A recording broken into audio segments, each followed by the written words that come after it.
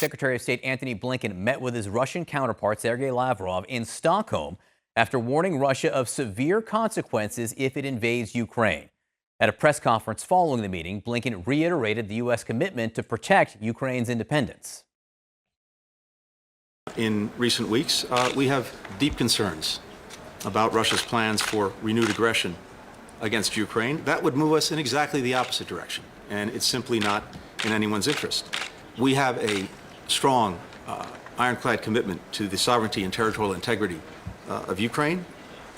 The best way to avert a crisis is through diplomacy.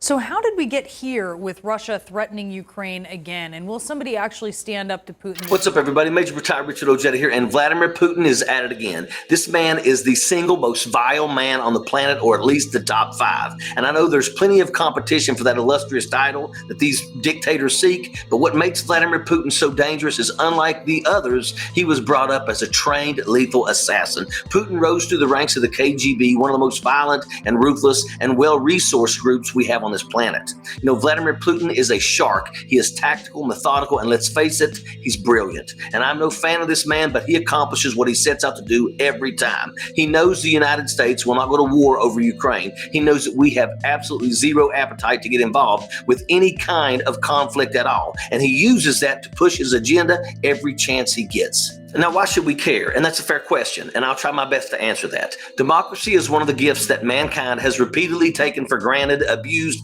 and in many cases abandoned altogether. But it is democracy that strengthens the will of the people. When people are living in a free society, it empowers them to achieve greatness, to look at something that is impossible and make it a reality.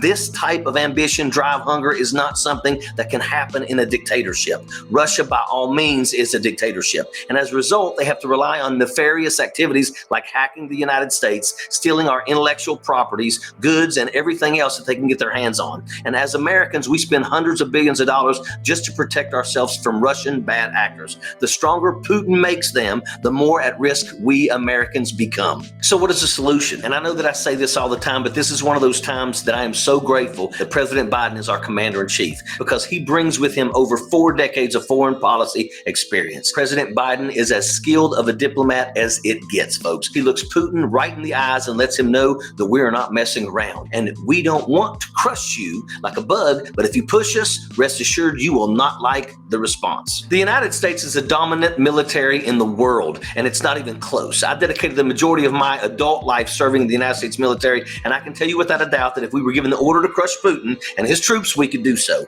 It will never come to that, and both sides know it. So what are our options? Sanctions? Blah, blah, been there, done that. They don't work.